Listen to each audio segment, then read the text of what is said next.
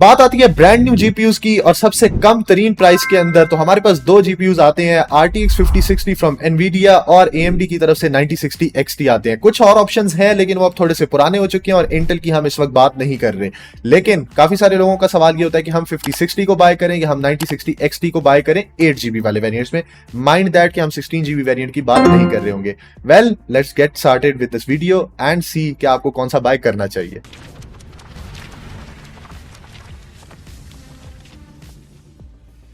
Assalamu alaikum everyone, this is your favorite boy Mohammed Asif back with another informational and review video at the same time। बहुत सारे questions जो हैं वो लोग मेरे से पूछ रहे थे, सॉरी थोड़ा सा गलत हो गया, बहुत सारे लोग क्वेश्चन कर रहे थे और कॉमन क्वेश्चन जो सबके पास था वो यही था कि यार 5060 लें या 9060 XT लें, स्पेशली आफ्टर दी वीडियो जिसमें हमने 5060 का रिव्यू किया था अभी लास्ट वीक। अगर आपने नहीं देखी तो आप वो भी देख सकते हो। 5060 की प्राइस ब्रैकेट की बात करें तो आपको 1,15,000 रुपए में देखने को मिलता है और 9060 XT की प्राइस ब्रैकेट की बात करें 8GB वाले वेरिएंट की तो ये आपको देखने को मिलता है तकरीबन 1,20,000 रुपए की प्राइस ब्रैकेट में। 5,000 का फर्क है और परफॉर्मेंस जो है उसमें बहुत ज्यादा लोग स्पेक्यूलेट कर रहे होते थे कि यार इसमें परफॉर्मेंस बहुत ज्यादा बेहतर आपको मिलेगी 9060 XT के साथ देखने को, इस वजह से आप बेहतर है कि 9060 XT ले लो। लेकिन क्या ये चीज, ये स्पेकुलेशन, ये जो हाइपोथेसिस है, ये ठीक है या नहीं है? बहुत सारे लोग आपको बेंचमार्क्स के बगैर रिसर्च जो है वो जरूर चीजें बता देते हैं, लेकिन हम आपके लिए as usual always proper testing and proper benchmarks के साथ आंसर लेके आए हैं।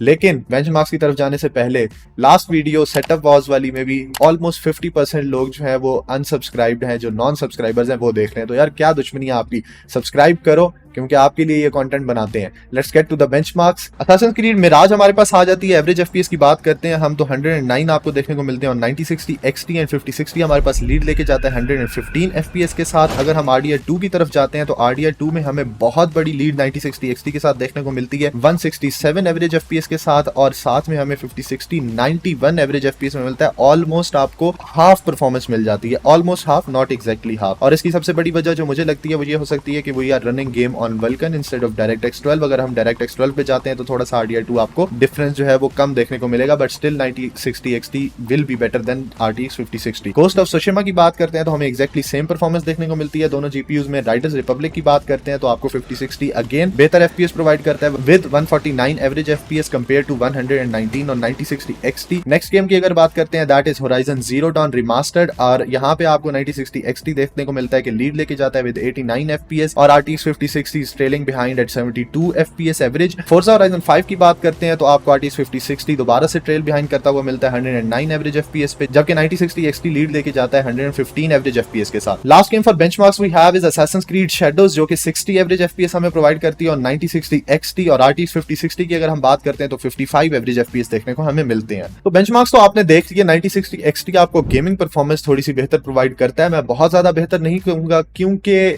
इतना ज्यादा मार्जिन नहीं देखने को मिलता ऑन एवरेज। कुछ गेम्स के अंदर आपने देखा है कि 5060 भी बेहतर परफॉर्म कर रहा होता है और कुछ गेम्स में 9060 XT बेहतर परफॉर्म कर रहा होता है। लेकिन अगर मैं बात करता हूं ओवरऑल वैल्यू की तो यहाँ पे दो क्वेश्चंस बनते हैं। सबसे पहला, या दो नहीं, एक ही क्वेश्चन एक बनेगा, आंसर दो बनेंगे, ठीक है?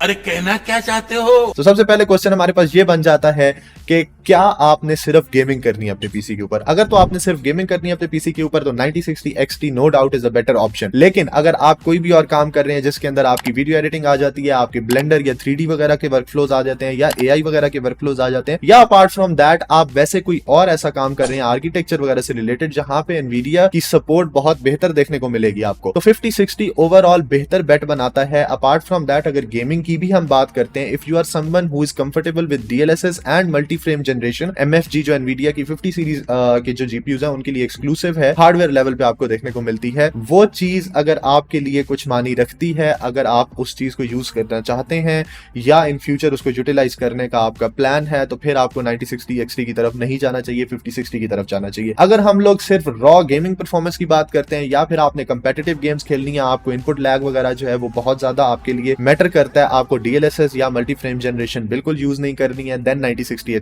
XT अच्छा ऑप्शन बनता है।